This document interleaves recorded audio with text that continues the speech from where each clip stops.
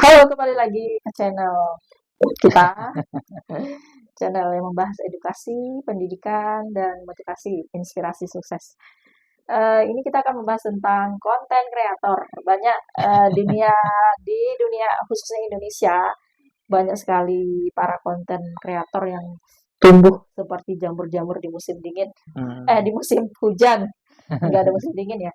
Nah, konten kreator ini menurut saya pribadi ya, itu motif jadi konten kreator itu macam-macam.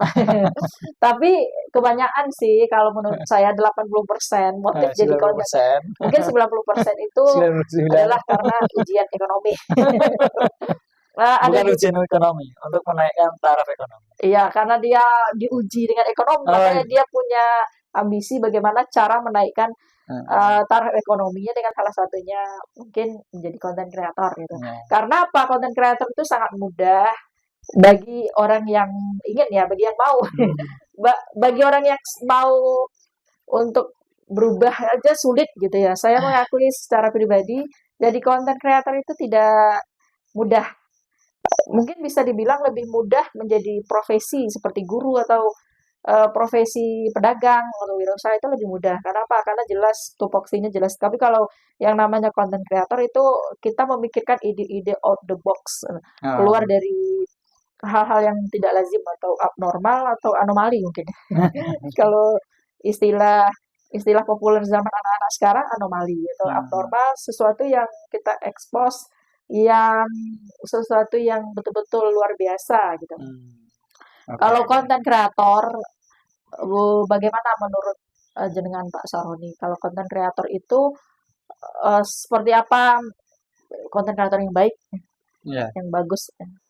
Jadi ini adalah wadah sih ya, wadah kita untuk apa namanya, mengeksplor diri satu sih.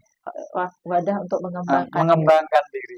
Jadi ini bagian dari salah satu cara kita untuk meningkatkan self confident tadi ya. Apa kepercayaan diri itu kan dengan kita ya menjadi konten kreator lah gitu. Kita sebagai konten kreator Iya, pemula gitu ya. Tujuannya adalah untuk menaikkan kepercayaan diri kita. Yang pertama. Yang kedua, ya kita usahakan bahwa konten yang kita buat itu semaksimal mungkin bermanfaat. Ya. Dan zaman sekarang kita lihat banyak yang konten kreator karena pengen cepat-cepat viral, pengen cepat terkenal kan, mungkin melakukan sesuatu yang tidak bermanfaat, seperti buang-buang minyak goreng, atau buang-buang tepung, atau sesuatu yang menurut kita itu mubazir gitu. Juga ada yang kayak gitu, cuman pengen viral, pengen terkenal gitu. Nah, apakah itu baik atau buruknya tergantung kalau menurut saya, tergantung orang, tergantung orang yang menilai. Mungkin ada yang menilai, oh itu nggak apa-apa gitu. Tapi ada juga yang menilai itu sangat keterlaluan. Kita aja beli minyaknya utang-utang misalnya gitu. Dia malah buang-buang minyak goreng sembarangan. Gitu. Jadi kalau teman-teman pemula sama, kita juga sama posisinya pemula. Belum kita sama-sama belajar, sama-sama berusaha. Hasilnya ya tergantung sama yang di atas. Betul. Iya, kadang ya kita lihat, kita jalani. Kalau kita sebagai penonton ngelihat konten kreator itu, mungkin Capek. ya selain capek kan kadang, aduh lebay, kayaknya pengen pengen ngartis gitu. Padahal Iya. kan tujuan atau niatnya seseorang kita nggak ada yang tahu niatnya apa. Tapi yang jelas ya apapun motif konten kreator, semuanya insya Allah niatnya baik. Tidak ada yang niatnya pengen rebut suami orang atau niatnya pengen menjadi bumerang atau untuk orang lain. Pasti niatnya yang seperti saya bilang tadi, motifnya pasti yang baik-baik saja.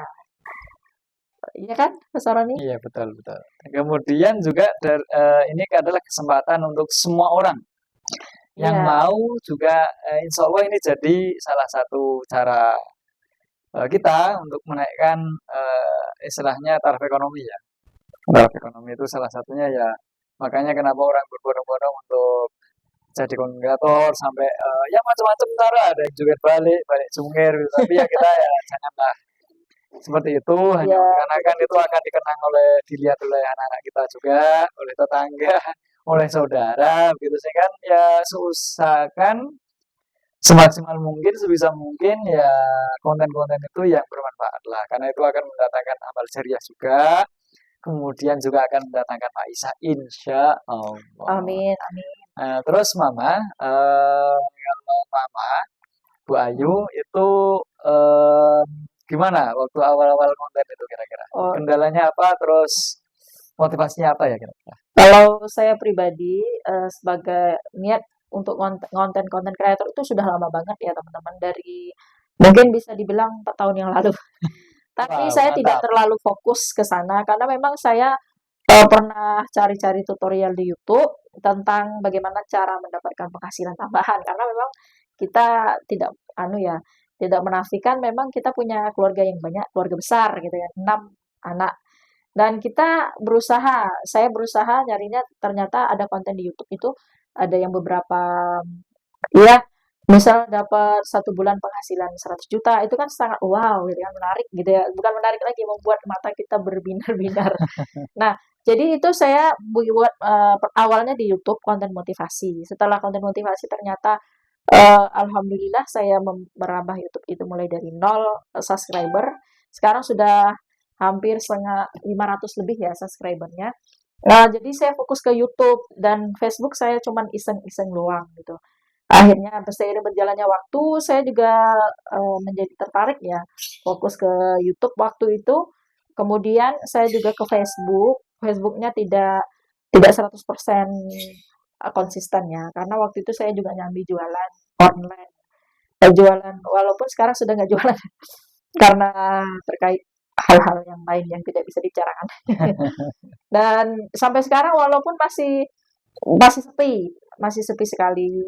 Akunnya masih ada kena pelanggaran juga. Tapi saya insya Allah akan tetap berusaha, yang selanjutnya akan serahkan sama yang di atas begitu. Kalau Pak Saroni kontennya kayaknya terinspirasi dari saya. Iya, iya betul. Jadi waktu itu karena Bu Ayu ini sudah ngonten, saya lihat awal-awal kayaknya capek banget ya jadi konten kreator ya. Aduh, Pengen nyoba. tapi ternyata kita lihat-lihat bahwa ini kesempatan mungkin ya, bahwa kesempatan yang tidak bisa kita enyahkan gitu saja, kita kesampingkan, ya kita coba. Saya akhirnya Bismillah mencoba untuk ikut konten gitu. Awal-awalnya sih belum yakin, tapi ya Bismillah. Semoga ini bagian dari untuk mengembangkan diri, kemudian menambah teman juga, ya teman Ya, online gitu seluruh ya. Indonesia. Apalagi kalau saya ini memang baru fokus di FB Pro saja ya. Mungkin yang terkenal dengan orang-orang ini kan SKSD dan sebagainya ya. Kalau saya pribadi mengusahakan untuk yang edukasi dan inspirasi saja, walaupun memang belum fokus satu niche gitu ya, masih random lah, Oh kadang iya, quote-quote, kadang atau mutiara Arab, kadang tentang pendidikan, kadang-kadang tentang politik dan lain sebagainya memang gitu. itu kalau random itu kayaknya semua konten kreator pemula itu awalnya dari random. Iya betul. Karena karena Like, kita ya, kita uh-uh. tidak punya cukup ilmu untuk Hmm. mengembangkan konten itu seperti apa. Jadi memang rata-rata itu random, random. Jadi Iya, kontennya kadang masak, apa ya, pokoknya apa yang kegiatan kita kadang seharian seharian ya, ngaji. kadang nyuci, kadang ngaji, kadang capek banget, capek sih. Iya. Nah, mungkin itu aja sering kita. Ya. Alhamdulillah kita berdua udah dimonetisasi. Walaupun setelah dimonetisasi bukan langsung kita gajian, tapi kita harus tetap berjuang lagi, lebih Iya, keras lagi. betul. Semoga teman-teman semua menyusul yang belum monet, semoga Amin, amin, menyusul amin, amin, monet ya, amin, amin. dan semuanya kita bisa ber semuanya bisa gajian dari Facebook. Oke, Oke. ya. Dadah, Assalamualaikum. assalamualaikum.